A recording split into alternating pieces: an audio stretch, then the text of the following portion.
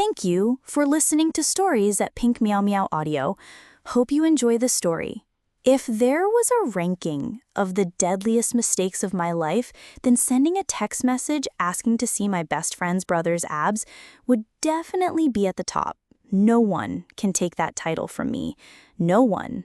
That night, I was rolling around on the bed with a face mask on and chatting with Mr. Lin, my best friend and owner of a super hot brother. Today is Nai Ling's birthday. The party just ended, and I'm in the post-excitement stage, which means my mind is in a daze. Reason flies with the music, and the heart is full of unnecessary vibrations. The reason is simply because her brother is too handsome, not the kind of handsome guy you can ignore. It's a beautiful type of, sorry brother, I'm a moral person, but your abs make me tilt. I used to think I was an upright girl, until he came out of the kitchen wearing a thin white shirt with rolled-up sleeves to his elbows with a glass of water. The glass of water was put down, his arm muscles tightened, and I was no longer myself. While analyzing the perfection of abdominal line with Mr. Lin via text message, I, in a dark moment of humanity, sent the wrong message. Specifically, instead of sending it to Mr. Lin, I mistakenly clicked on chat with Tom Duck Thun. The message is clearly written. There is no denying it. Even my heart can hear it. Your abs make me want to throw away my bachelor's degree and become a fitness assistant.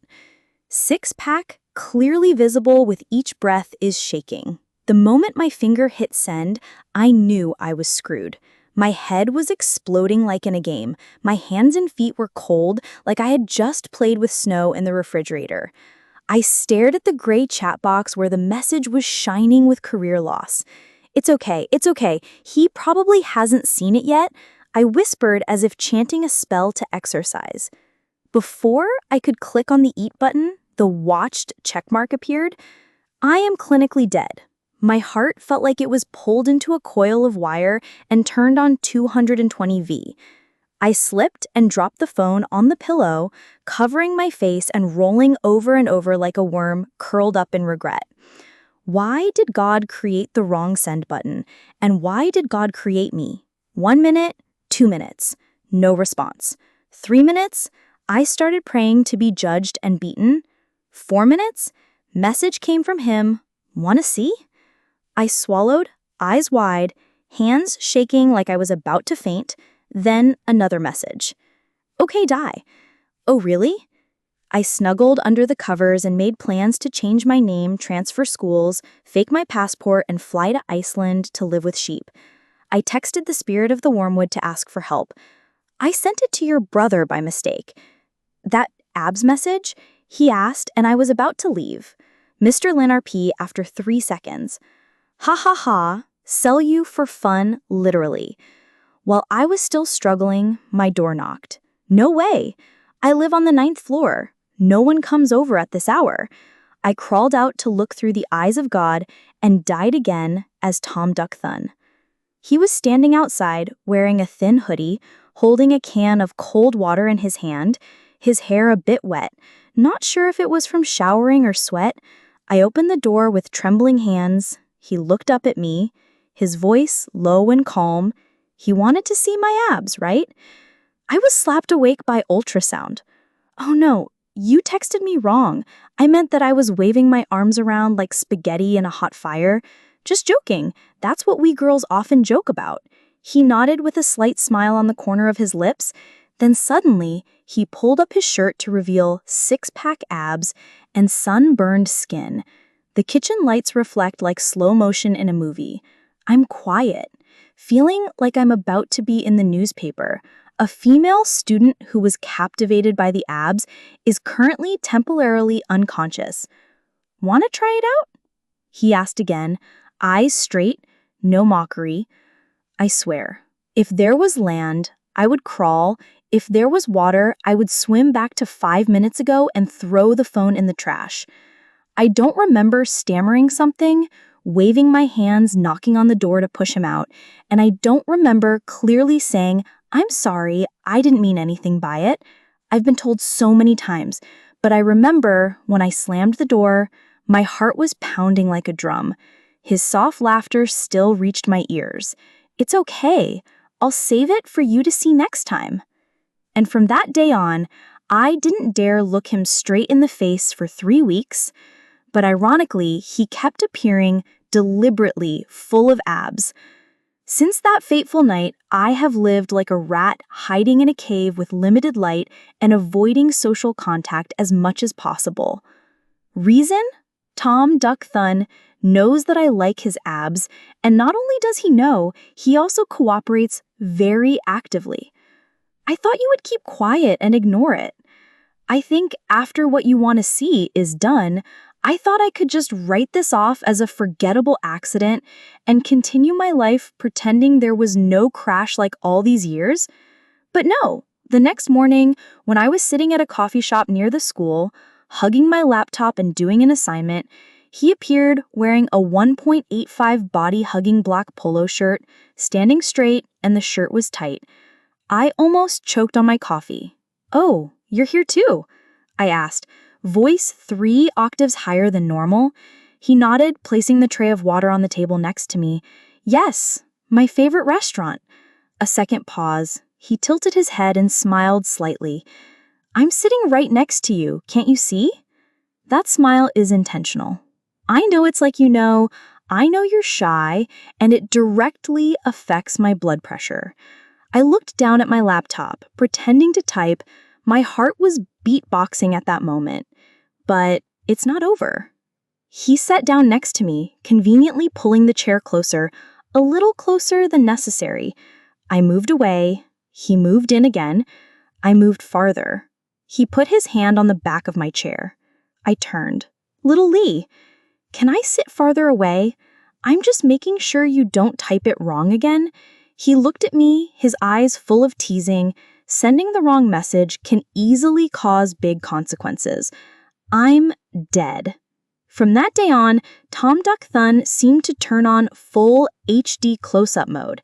He appeared everywhere. I went to extra classes. He happened to pick up Mr. Lin. I go to the supermarket. He happened to be in the same aisle, at the same counter, and chose the same type of yogurt I liked. I can't even open the chat app without freaking out. Message from photo this morning? Abs look sharper this morning? Do you want to update the picture?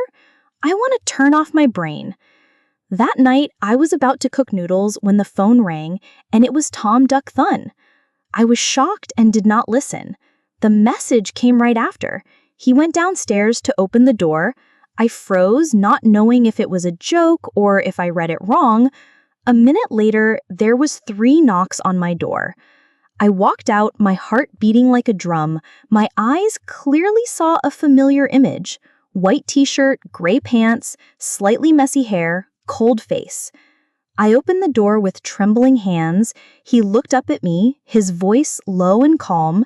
"You wanted to see my abs, right?" I was slapped awake by ultrasound. "Oh no, you texted me wrong. I meant that I was waving my arms around like spaghetti in a hot fire. Just joking. That's what we girls often joke about."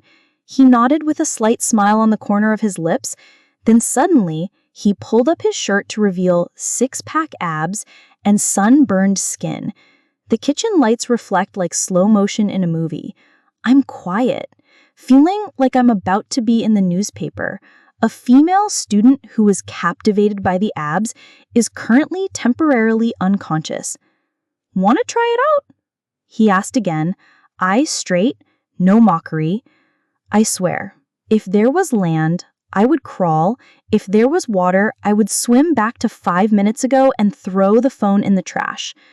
I don't remember stammering something, waving my hands, knocking on the door to push him out, and I don't remember clearly saying, "I'm sorry, I didn't mean anything by it." I've been told so many times, but I remember when I slammed the door, my heart was pounding like a drum. His soft laughter still reached my ears. "It's okay. I'll save it for you to see next time." And from that day on, I didn't dare look him straight in the face for 3 weeks, but ironically, he kept appearing deliberately full of abs. Do you think I don't know when I started liking you? I'm waiting for you to send that message by mistake, long time ago. I smiled. Give me a cup of milk tea. Drink up. Milk tea without pearls. I remember you don't like chewing. I froze as I received the glass of water.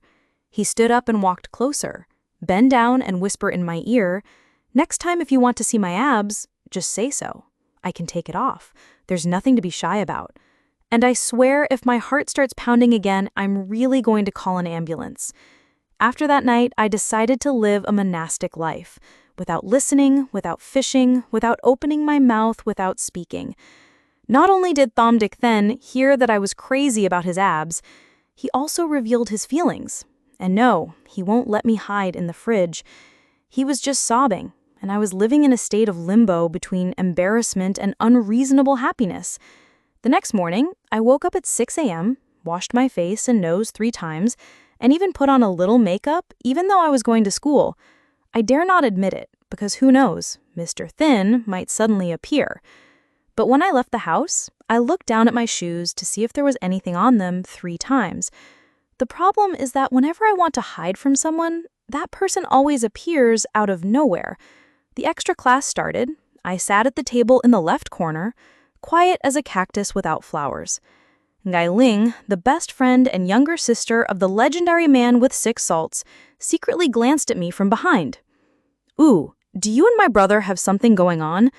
I want to cry. How do I tell him I wanted to marry a man with abs but sent the wrong message? I was confused and refused immediately. No, not at all. You just dropped me off a few times. By the way, Mr. Lin frowned. So how is it that the guy I sent you a story about yesterday is standing downstairs? Did I post the photo on the story? I opened Instagram in a panic. Story of Thom Dick Then. Photo of a can of Capsun strawberry milk tea for people who don't eat properly. No action, no name, no face. But oh my God, it accidentally contains all the facts about me. I found myself standing in the eye of the storm without a school umbrella. It suddenly rained, as if the sky wanted to wash away the shyness on my face. I sat in the bakery near the school when the rain stopped. I texted Mr. Lin. It's raining heavily today. I don't have an umbrella. Must wait. Less than 2 minutes after the message, Thom Dick Then appeared. Still wearing a simple t-shirt, hair with a few raindrops, looking exactly like a bottled water advertisement poster. He stood at the door and handed me a transparent umbrella. I looked up at him, eyes round like a deer caught in headlights. Why are you here? I asked stupidly. You say rain? I come. He said it was obvious that he came, nothing surprising. I want to die because my heart is beating like a drum. Aren't you afraid of getting wet? No problem. He reached out and lightly brushed the raindrops off my hair. I wish there was more than this when you forgot your ring when you robbed Dad. Do I remember those things? We walked back in the rain under the same tree. No talking, just the sound of dripping water and the 2 people's quiet footsteps. Suddenly, felt strangely comfortable. Thom Dick Then didn't look at me, but suddenly asked, Last time, you asked if I wanted to touch my abs. Did you answer? I want to die. I can't live anymore. Don't ask me that anymore. He chuckled lightly, very lightly. Okay, I won't ask. But if you change your mind, tell me. That sentence was sweeter than caramel-flavored latte.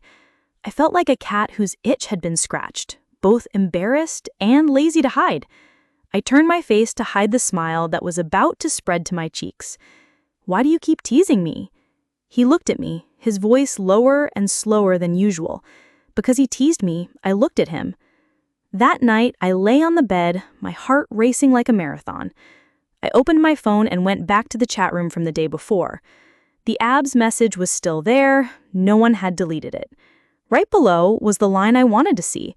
Okay. And then there was the part where, I waited for you to send me the wrong message. It's been a long time. Not everyone can say that sentence. Not everyone can wait for someone long enough for it to turn into the right moment. I clicked on the photo section and saw a series of photos from milk tea, meals, book corner, sunsets. I took pictures and sent them to me. All of them were my favorites. And I started to understand that some people don't need to say, "I love you" every day, but still show their feelings in their own way, quietly and regularly. No need to show too much. Just be there when I need you, when I accidentally send the wrong thing. There are emotions that when we are living in it, we think they are fleeting. Only when pulled back did I realize I had truly fallen in love. That night, after he took me home, I rolled back and forth on the bed, hugging my pillow as if hugging the chaos. I opened the old photo album, pictures taken from my high school days. In the midst of countless photos of cakes, test scores, and Mr. Lin's ridiculous hair-down moments, was one very blurry one that I still kept. In the photo is the back of a boy standing at the school gate, supporting a little girl whose face is unclear, but I immediately recognized that figure as Thomdick Then, and the other girl is me, with a school bag with a silly yellow duck keychain hanging silently. When I was in 11th grade, there was a day when it rained heavily. I had a fever, but still tried to go to school because I was afraid of having to take attendance. When I left, my whole body was staggering. My head was spinning like a whirlwind. Mr. Lin went home first. She was happy that day. I didn't dare call anyone because I was afraid to disturb her. Decided to grit my teeth and go home by myself. Then a bamboo umbrella fell on my head. A low but gentle voice rang out, "Go like that, and you will faint in the middle of the road." I turned around and saw a man in a white shirt with one hand holding an umbrella and the other holding it out in front of me. "Give me your bag. I carry." I nodded, my heart pounding. Not because of illness, but because of your attention. That day, he took me home to cook porridge, then put it on the table and said, "After eating, take the medicine. You put it in the drawer. You go first. You don't stay or say more. Everything is like a wind." But that wind is strangely cool. I used to think that maybe he was just passing by. Maybe because he was my sister's best friend. Maybe I had too many illusions, so I hid my feelings. Not saying it, not revealing it, not texting, not calling his name. It's just that every time I see him, my heart still trembles like the first time I was held under an umbrella in the rain. I forgot about it, or tried to forget it. But now thinking back, each of those little things were the first bricks that built a silent love that lasted for many years. When I started liking him, I don't know exactly. Maybe it was when he stood in front of the classroom door, holding the box of Ngailing yogurt for me to give. Maybe it was when he tied the rope for me when I couldn't bend down because I was holding my stomach and talking. Or on my birthday in 12th grade, I received an anonymous gift box. Inside was a yellow duck keychain exactly like the one I lost it. I never dared to ask who sent it, but that day, I burst into tears from emotion. And that night, in my diary, I wrote exactly one line, "If I were loved in the future," hoping that person would remember me for such small things. Back to the present, I closed the photo album and opened Thomdick Then's chat box. My fingers typed a few words, then delete, then retyped, then deleted again. Finally, I sent a line. "Do you remember when you held an umbrella for me?" Less than a minute, he was gone. "The rain is so heavy, I'm shivering. How can I forget you?" I bit my lip, my eyes stinging slightly. My heart was breaking in the gentlest way. The next day, I had morning class. Just stepped out of the gate and saw his car parked. The window rolled down and he stuck his head out. "Come on, I won't let you shiver again." I didn't ask how he knew the class schedule. I got in the car, put on my seatbelt, and sat there like a stick. "Do you remember this class?" I asked. Tilted his head slightly. He didn't look at me but smiled softly. "Do you remember what flavor of milk tea I like to drink? What is your class schedule?" I blushed and turned away, hands clutching the backpack tightly, mouth twisted from trying to hold back laughter like a person whose crat was exposed. We didn't talk much along the way, but there was no need. He turned on my playlists of light music. When the car stopped, he leaned toward me. I thought he was going to do something. My heart jumped 2 floors, but no, he reached past me, opened the trunk, and took out a small box. inside was a yellow duck keychain. I was speechless. This was exactly like the time when she died in high school. Not like it is, right? He looked at me. He picked it up and kept it, intending to give it to me when I was old enough to know who kept it for me. I opened my mouth but couldn't say anything. The whole throat is slightly hoarse, even though the first time he called me was not M, not my little sister's friend, but a very clear and serious name. I'm not kidding. I looked up and he was looking straight at me. The bright sunlight shining through the glass window fell on his face, making his black eyelashes stand out. I wanted you to know since then. I always thought that between me and him there would always be an ambiguous relationship. He is my best friend's brother. I'm the girl who often comes to your house to eat, borrow notebooks, and fall asleep on the sofa, and that's it. We will live parallel like two straight lines, occasionally intersecting due to unavoidable situations, and then each going their separate ways. I used to think so until the day he looked at me and said very clearly that I was his sister's friend, but not his sister. I received a text message from him around noon that day. "Are you free this afternoon? Tham Duck Thang." "I'm free, probably." "Do you want some ramen?" "I think so. I'm standing in front of your house. I'm leaving." I almost choked on my water when I finished reading that line. Not because of the noodles, but because of this person's slight domineering nature. I don't remember how quickly I changed clothes, but when I got to the door, my hair was still damp and my heart was completely wet. He stood there leaning against the car, holding a paper bag printed with the logo of a famous noodle shop, the kind you have to wait in line for 45 minutes to get to.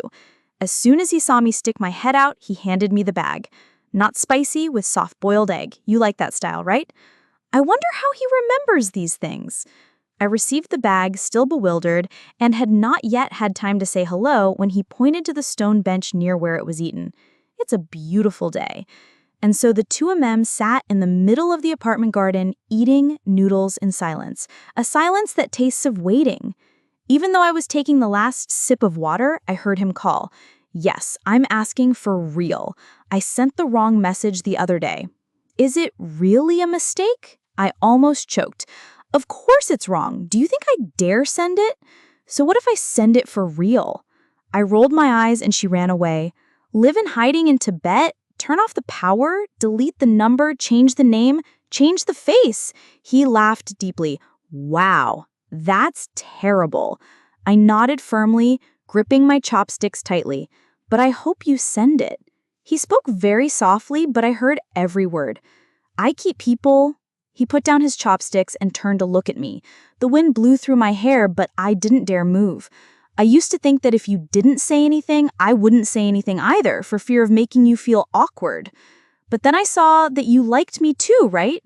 I feel like being exposed as Tron Krat in front of people, it's more embarrassing than failing a general education course. I mumbled, I don't know anymore. Don't know or don't dare to know. I bowed my head and remained silent. He sighed softly and placed his hand on the back of the chair behind me, pulling me closer. The distance is less than a handspan. You are my sister's friend, but I have never considered you as my sister. That sentence was not a flowery confession, but it made my heart explode like fireworks on Lunar New Year. But I couldn't help but insert Vietnamese elements. Edit, but it makes my heart explode like the night sky in Times Square. At that time, I was so confused that I couldn't say anything. I could only look at him and blush. He smiled and tilted his head to ask, "What are you thinking about?" I hesitated. I was thinking, what if I told you I really liked you? He raised his eyebrows, his face still as calm as playing poker. "Will you laugh at me if I stutter?" He was silent for a second and then burst out laughing. Not mockingly, but tenderly enough to make you want to cry. I'm not laughing. I'm just thinking if you told me sooner, we could have fallen in love a little sooner. Bum. I'm done. That afternoon, he didn't kiss me, he didn't hug me, he didn't do anything romantic. But as he walked me in the door, he tilted his head and spoke very clearly. You, from today, I will pursue you. Seriously. And if you don't refuse, then I assume you agree. I opened my mouth but didn't object, nor did I say anything, just watched him walk away. My heart felt like it was tied by an invisible string. That thread is called hope. I couldn't sleep that night. I kept rolling around like dried fish on hot water. I replayed every word he said, every look he gave me, every breath he took while sitting next to me. I opened the group chat with Mr. Ling to tell him, but when I scrolled up, I saw an old message. Ling, save me! I sent the wrong message about abs to your brother. I laughed. If you send it once, you will get a guy who will pursue you to the end. Probably worth it. I put my hand on my heart and whispered, You, don't run anymore. This time to see what your heart wants. Ever since the day Tham Duck Thing said, from today onwards, you pursued me, I've been living in a state of tension. Just like the pink clouds floating by, you didn't make a shocking confession, nor did you force me, nor did you rush me. You simply showed up at the right time, appeared at the right place, and said the right thing that made my heart skip a beat. You texted me, Are you free after school? Not sure. What are you doing? Can you take me somewhere? I secretly looked in the mirror, fixed my hair twice before replying, Okay. In the afternoon, you drove to pick me up. It was the first time I got to sit in the car of someone I liked without pretending to be calm like usual.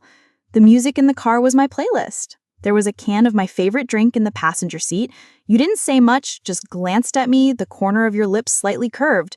You're so beautiful today. I bit my lip, not because I was shy, but because I was trying to stop my heart from jumping out of my throat. The destination was the interior design studio where you worked and managed. I don't know why you brought me here, but I guess 80% is due to the tricks of leading CR to show off her professionalism and coolness, and I don't object. Sorry, but who can refuse a handsome, mature guy in a business suit that is more attractive than the monsoon? He led me past rows of blueprints, perspective drawings, and shimmering miniature models. Everywhere I look, I see my future husband. He is working hard. This is my dream home where I sit and peel apples for him to eat. He stopped in front of a desk. On the desk was a sketch. A girl sat on the windowsill. The light shone on her gentle face. Her hair was tied up. She held a book in her hand. Her legs were swinging. Her shoulders were so familiar. Who is the person in this drawing? I was curious and bent down to take a closer look. Loose white shirt, ripped jeans, a duck keychain hanging on the side of the backpack placed next to it. Wait, I turned around, eyes round as saucers. I draw you. Tham Duck Thang leaned against the table with his arms crossed, looking at me with a very clear gaze. It's not you. The girl I think of every time I draw a warm room. My heart can now make Bluetooth speakers. Damn, so big. He drew this farm last year. He bent down and gently touched the corner of the drawing as if stroking a memory. I don't know if you noticed, but last year you posted a story of yourself sitting by the window reading a book in the late afternoon light. He captured that moment and drew it. He spoke slowly, as if admitting something he had kept hidden for too long. I opened my mouth, my heart was a volcano, and he kept adding matches and kerosene. He looked at me and smiled gently. He never thought he would show me this version. But now, I can mumble, why you? He answered without blinking an eye. Because in my eyes, from then until now, only you are suitable to sit at that window. I stood still for almost a minute, my legs shaking, my brain numb, my mouth unable to say a word. I only dared to ask, How long have you liked me? He was silent, his eyes never leaving mine. Then he said it longer than I thought I liked him. Boom. We left the studio when it was already dark. On the way back, he took me past a small model home where he had personally designed the interior. This is the first apartment he drew when he thought of his home. I looked around at the soft yellow lights, the velvet sofa, the small dining table for two, the bookshelf near the window. Every detail had your image. He said, standing behind me as light as the wind. He didn't think I would know. I just draw to keep you in my own world, even if it's in my imagination. I turned around. He was standing so close I could hear his heartbeat, and I knew for the first time our heartbeats were in sync. That night, I sat in front of the mirror, combing my hair, my face still gradually turning red. The feeling of being CR'd by someone you've had a long time with. CR is not CR is love, clearly, sincerely, and respectfully. I opened his chat box and typed, If I had told you I liked you first, would anything have been different? Mr. Leap almost immediately said no, because even if I didn't say anything, he would still come to my door. My love story with Thumb Duck Thon over the past month has been like a sweet and romantic movie of the slow genre. No one says love, but no one needs to say it. Every gesture, every look, every word seems to prove that we belong to each other. But I forgot one thing. This world is not only about me and you, but also about Mr. Lin. And Mr. Lin is the biological sister of the person I like, and also my childhood best friend. Mr. Lin and I have known each other since first grade. We went to elementary school and high school together, ate street food together, talked to each other, and didn't hide anything from each other. I hid. And worse, I hid from her the fact that I was liking her own brother. That morning, as I entered the extra class, I saw Ngylin sitting with her arms crossed, her face looking like she was about to put someone on the death row. I sat down next to her. Before I could ask anything, she held the phone in front of me. The screen lit up, displaying a text message I sent over a month ago. "Your abs make me want to throw away my bachelor's degree and become a fitness assistant." I stopped breathing. The hand holding the pen fell on the table with a clatter. She stared at me saying nothing, not angry, not screaming. Just one sentence, but it made my heart drop to my stomach. "Do you like my brother?" I instinctively wanted to deny it, but my throat was tight. I can't speak. And that silence is a confession. Mr. Lin exhaled, not in anger, but as a sigh. Disappointed. "When did you start liking it?" I bowed my head. "I don't know either. It must have been a long time." "And you're not going to tell me?" "Not that I don't want to say," I stuttered, eyes burning. "I'm just scared. Afraid you're angry, afraid you don't understand, afraid you think I did it on purpose." Mr. Lin was silent. She turned away, propping her chin up and looking out the window. That silence made me feel worse than being yelled at. After class, I tried to pull her hand. "Lin, listen to me." But she jerked her hand away. "Dudu, you are my best friend, but he is my brother, and this is too much for me to swallow at once." I held her without getting angry, without making a fuss, nor cursing. That's why I feel even more pain. That night, I went home and couldn't eat anything. My whole body felt empty. The message from Thumb Duck Thon arrived at 9 p.m. "How are you?" I do not reply. My eyes kept staring at the screen, seeing both Lin and me standing in 3 different directions on a straight line. Then the phone rang, and it was him calling. I picked up the phone and said nothing. His voice was gentle on the other end of the line. "I heard." I clutched the phone. "It's my fault I didn't tell you sooner." "It's not your fault." His voice was deeper. "I know Lin is important to you. I should have asked you first if you wanted to go public." I bit my lip. "Now she doesn't want to see me. Probably think I betrayed." He interrupted me firmly. "No one has the right to call love betrayal. Who you like is your feeling, not your fault. But I don't want to lose Lin. I won't lose her. I'm sure. If necessary, talk to Lin. You should be the one explaining, not me." I laughed bitterly. "You are so good. How can I not like you?" The next morning, I opened the door and saw him standing at the gate. No warning, no flowers, no fruit, just a determined gaze. "I'll wait for you to go to school, then I'll talk to Lin in the afternoon," I whispered. "What if she gets mad at him?" He smiled faintly, and to be scolded. "Better to let you cry, and I really cry." At that moment, without a sob, just a blink, my tears fell because someone, because of me, was ready to be scolded by his own sister. That afternoon, he asked Ngylin to go to a coffee shop. I didn't go. I just sat at home chewing on a straw. My heart felt like it was being poured with water.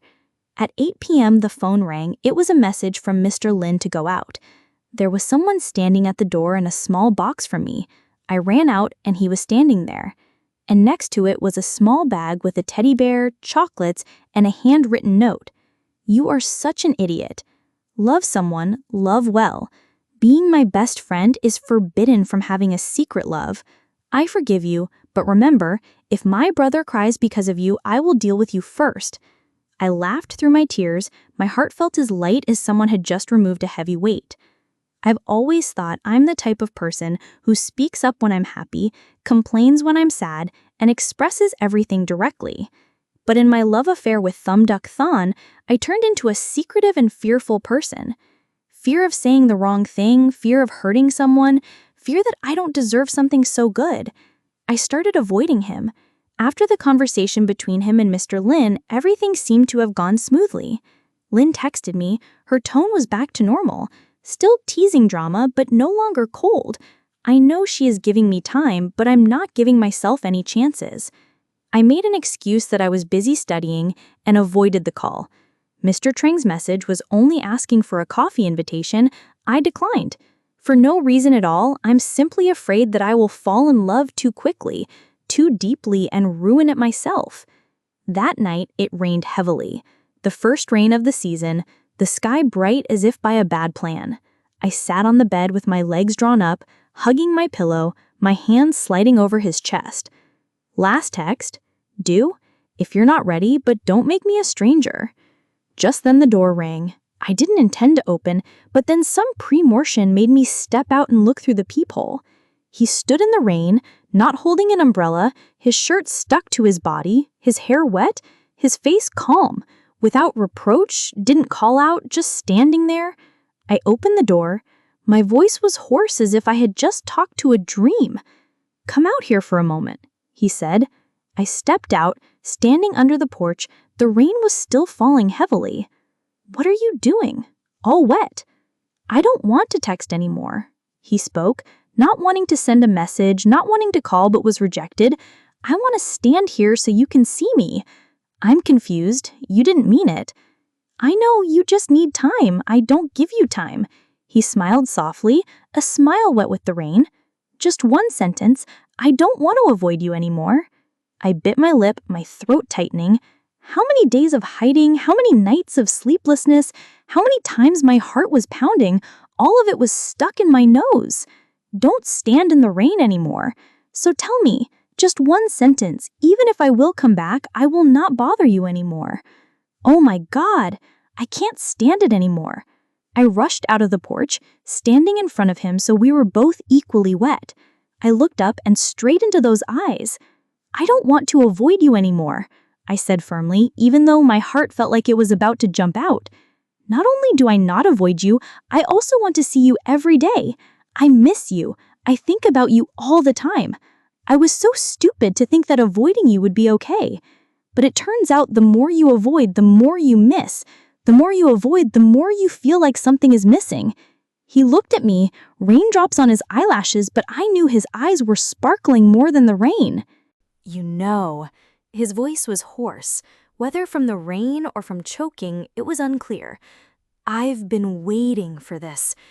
It's been a long time since he pulled me into his arms. No words, just a tight, trembling hug. His hands squeezed my back gently, as if afraid I would disappear. The smell of rain, the smell of wet clothes, and the familiar, gentle scent from his body all blended together, becoming a smell of love. We stood like that for a while, neither of us wanting to let go. Then he whispered in my ear, Don't disappear like that again." I nodded.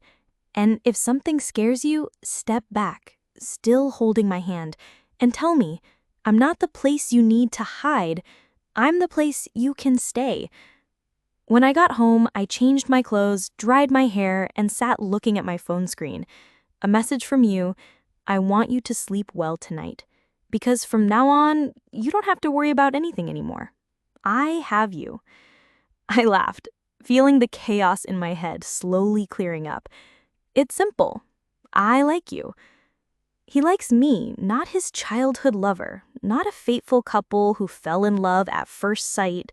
We came together from mistaken messages, from awkward confusion, from emotional silences, and now from a hug in the rain. I used to think that if I just loved secretly, no one would get hurt. If I just kept it a secret, everything would be fine. I was wrong. Loving without saying is self-torture. Loving but hiding is leaving the other person standing in the rain. I don't want to be a fugitive anymore. Not from you and not from myself. That morning, I woke up early, made myself tea, and prepared a 3-hour inner presentation just to meet Ngailin. I don't want the matter between me and Tom Duk-ten to cause my friendship to break again. I texted her to meet at the same coffee shop we used to hang out at in 10th grade. We used to sit for 8 hours just to discuss what color shirt Crash was wearing that day. She replied after 10 minutes. Okay, bring peach yogurt. I leave the stomach. The answer is no cold pile. I breathed in, but my hands were still shaking. When I met Lynn, she was still Lynn, wearing ripped jeans, an oversized hoodie, and sharp eyes like she had just come back from a boss fight. I sat down and placed the peach yogurt in front of her. She glanced at the box and then looked up at me. Do you have anything to say? I swallowed. You know everything. Why do you ask? Knowing is one thing, but wanting to hear from you is another. I took a breath. Yes, I like your brother. A long time ago. I hide. Because I'm scared. Afraid of losing you, afraid of being misunderstood, afraid of everything changing. I never intended to steal your brother from anyone. I didn't mean to, but I can't stop anymore. I lowered my eyes, honestly like a student asking the teacher to forgive a bad grade. Mr. Lin looked at me and said nothing. She scooped up a spoonful of yogurt, eating it while observing it as if she were examining crocodile tears. Then she breathed out, "You're an idiot. Oh, you think I don't know you like him? I've been your best friend for so many years. The way you look at him when he makes milk tea. The way you pretended to run into him 82 times in 1 month. Do you think anyone can't see the pair?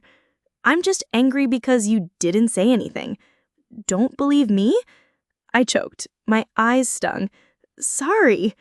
She shook her head and suddenly smiled slyly. Actually, at first I was going to ban it, but I looked up. But why? But looking at the way he treats you, I know if it's not you, it's no one else. Oh, Mr. Lin, he rested his chin on his hand, half jokingly. He is my brother, but if you hurt him, then I choose him. If he makes you cry, I choose you. If you both make each other cry, I will beat you both. I laughed. The laughter came out very naturally, very light, very youthful. We talked for another hour, not just about him, but about us. The two girls grew up together, used to split a snack bag in half, used to get angry at each other for leaving out the last piece of mango, used to promise to never let the matter of a guy in the middle of a car happen again.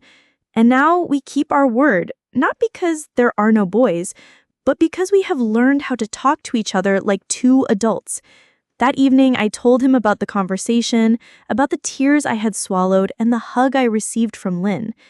After listening, he just pulled me closer and hugged me. Thanks. I looked up. Why thank you? Because I dare to keep friendship without giving up on you. I smile because you are not something to let go. I laugh along, and you are the one thing I don't want to lose, even for a second. At the end of the day, I lay on my bed looking up at the ceiling, feeling lighthearted. For the first time in a while, I found myself in the right place, loved back by the person I loved, forgiven and supported by my best friend, and more importantly, trust yourself in the emotions you choose. My love story with Tom Duk Ten started from a mistaken message, nurtured by accidental meetings and developed from the eyes of the person who always stood silently behind. And today, we officially call each other lovers. Actually, there is no love confession like in TV series. No candles, no flowers, no sparkling flower display. It was only after everything was cleared up, after I finished telling Lynn everything, that he pulled me back, put his hand on my cheek, stared at me and asked, "Now, do you want to try loving me properly?" I did not answer in words. I nodded. A nod that makes the head, neck, heart, intestines, and stomach all agree. We started to love each other the way two adults usually do.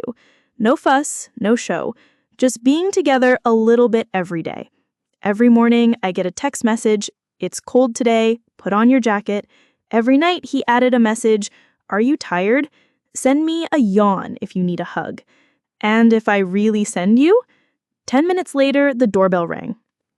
A cold-faced boyfriend holding a cake in his hand, a gray hoodie, and a deadly smile. One day I asked him, "Do you find loving me any different from what you imagined?" He thought for a moment and then replied, "Different." I nodded. "Me too." He squinted his eyes as he imagined, "He has abs in real life, right?" "I see why, so I'm familiar with her, right?" I rolled my eyes. "No, He smiled slightly. So want to see today? Just finished practicing? I cover my face. Will you stop it? He moved closer, bent down close to my face and whispered, No, I want to show you the part where you wanted to throw away your bachelor degree. I was stunned by our love story. In addition to the slightly haunting abs, there was another important detail. I am very serious. I'm not the type to text baby, baby, baby, good boy. I don't give cheap excuses like, you're the curve that makes me turn left. He just silently bought the exact dish I wanted to eat and left it on my table without saying anything. He only texted me here when I showed signs of being unwell. Once I got a bad grade in my major subject. I was so disappointed that I threw my notebook against the wall and burst into tears. I didn't call anyone, just posted a story with only 3 boring words. 5 minutes later, he called down. I went down and saw him with 2 cups of milk tea and a small board. Your failures don't define your worth. But if you need to define it, let me do it. You are the one who loves me the most. I stood in the middle of the apartment lobby crying like a wet cat, holding milk tea, heart filled with caramel love. Another evening, I sat on his sofa, eating snacks and watching a movie. I asked Ten, Are you mind? Is it heartless? He turned and frowned. Who said? No one said. It's just that I think you spoil me too much. I'm scared of myself. Ignorantly, he put his hand on my heart. Is there something here that makes you think you're not good enough for me? I bowed my head and stammered. I just interrupted him. Dudu, I chose to love you because you are you. Not because you are good, not because you are cool, not because you are smart, and not because you know how to text, just because I like you. I was silent, but my heart stood up and clapped. We don't hold hands in public, don't check in on social media with our group videos, and don't show our love to the world. But you are the first person I call when I'm sad, the person I send a text to at the beginning of the day, the person that makes me feel at ease every time I think of you. One day I asked him, Do you think if I hadn't sent the wrong message that day, we would have made it to today? He patted my head. No need to send it wrong. I'll find a way for you to send it correctly. What am I confused about? He smiled, bent down, and whispered in my ear. Do you think that message was sent by accident? That day, I intentionally sent you a story in a thin t-shirt first, knowing you wouldn't be able to rest after seeing it. I stopped breathing. Did you do it on purpose? I screamed. He smiled wickedly.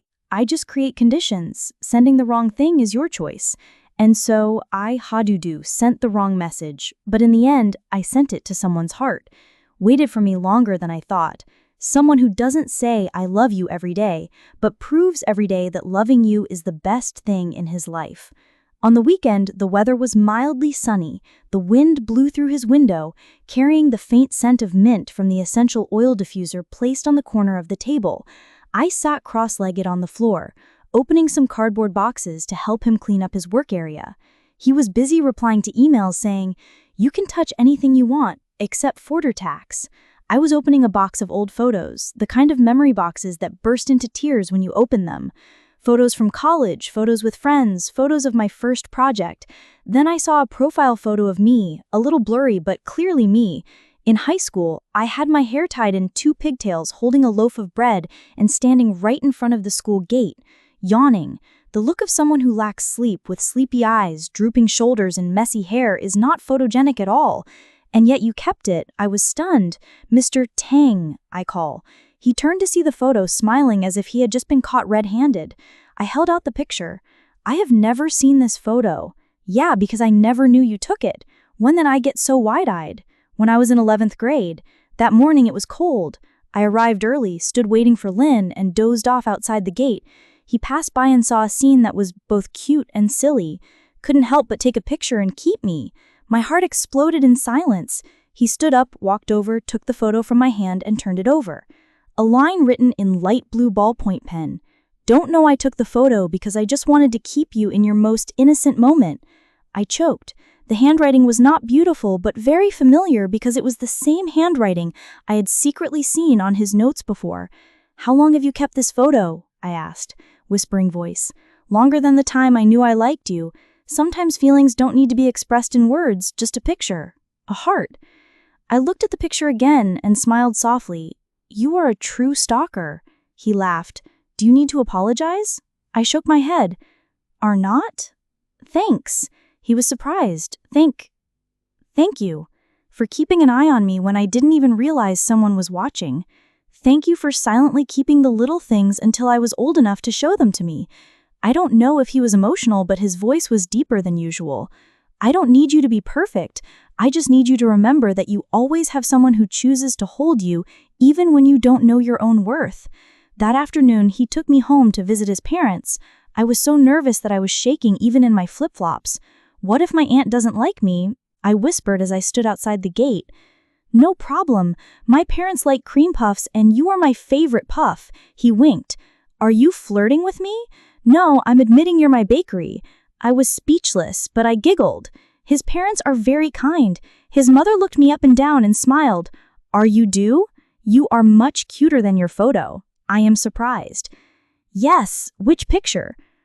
The old man squeezed in very proudly. "The photo of me in high school standing in front of the school gate." He stuck it in the drawer. "Parents see it all the time. How can I escape this fateful photo?" Yes. Back home, I lay on the sofa, hugging my pillow, my face buried in the blanket. Tom Duckthan sat next to me and stroked my hair. "Are you tired?" "No, I am digesting today's information. I have digested for a long time. Now I am very full." I laughed and looked up. "Mr. Than, yes, I will take a picture of you tomorrow." "What's up?" "Because I want to have at least one picture to keep the person who kept me for so many years without me knowing." He didn't answer, just bent down and kissed me lightly on the forehead. "So change it. Open? I take a picture of you, you take a picture of me, then I put it in a notebook, write on the back, and send to the right person. No matter what goes wrong, it's worth it." My life has many memorable moments. First prize in school literature contest, first time getting 9.75 math after a series of 4 days, first time watching Avengers and cried like I lost my family register because of Tony Stark. But the best moment in my life was texting my abs to my best friend's brother by mistake and then became his lover. Tham Duckthan is not the type of lover who shows off. Photos do not promise clouds and wind. No baby you are the curve, but he is the person. Make coffee in the morning, hold an umbrella in the afternoon, buy cakes at night, and appear whenever I'm tired. I used to think love was a loud, flashy thing. Only later do we know that true love is when both know that being at peace with each other is also a kind of intensity. That day was my birthday. I told him there was no need to organize anything. Simple is fine. He nodded. "Yes, smile lightly as if I will listen to whatever you say but not do it." Early this morning, I was delivered a white gift box. Inside was a one-way plane ticket. I almost dropped my bowl of rice and called him immediately. "What am I? Sent to the wrong person?" He laughed. "Not sent to the wrong person. To the person who sent it to my brother by mistake." He took me to a suburb near the sea, where there was a lovely little house, a cozy homestay style. In front of the door hang a board with the words, "Welcome home." Even though I almost cried. I just said simply, "I don't know how to organize a party, but I know you like the beach, like wooden houses, like crispy grilled cheese and warm yellow lights. So I gathered all those things and packaged them into a birthday present for you." Someone save me from this guy who just dropped a heart-wrenching sentence and blinked. We had dinner outside in the yard. Under yellow lights, on the table were candles, cake, and 2 small glasses of soy milk, because I'm allergic to alcohol and he's afraid of red face and ugly face. I played with the wooden spoon and asked Vuvo, "Hey, do you ever feel regretful?" "What a regret?" "Regret loving me. I'm not good at jang, not hot, and not as good as you." He tilted his head and smiled. "Yeah, that's a shame." I knocked on my glass. "I regret not loving you sooner." This sentence made me hold the wooden spoon in my mouth, speechless. After dinner, he told me to follow him. I asked where. He didn't answer, just took my hand and walked down to the sand. Night sky, light wind, fine sand. I was about to say beautiful when he suddenly stopped. I turned around. He was kneeling, holding a picture frame in his hand. I thought it was a ring, but no, it was a photo of me in my old days. The fateful photo was laminated with a wooden frame and a small piece of paper on the back. I picked it up and read the message, "Thank you for sending it by mistake, but thank you more for not taking it back. Because of that, I got to meet the original you." I didn't laugh. I cried. He stood up and pulled me into his arms, deep in my ear. You sent it by mistake that day, but from today, send everything to me. Send sadness I keep, send happiness I share, send future I sign. I buried my face in his chest, laughing and sobbing. So can I send you to you? He kissed me lightly on the forehead. Okay, I accept forever. The next day, we went back to the city. I posted a story. Take a picture of the wooden frame with that text. Caption sent to the right person. It's worth it to be wrong. Lynn, your best friend and future sister-in-law, texted to congratulate you, little girl. If my brother dares to make you cry, I will still beat him as usual. I, ha-do-do, started my story with a wrong message, a joke that no one reads, a moment of brain loss and friendship, family, and inner life are gone. But in the end, I got someone who loved me unpretentiously but firmly, a best friend kind enough not to be picky, a love that is not noisy but not lacking in fire.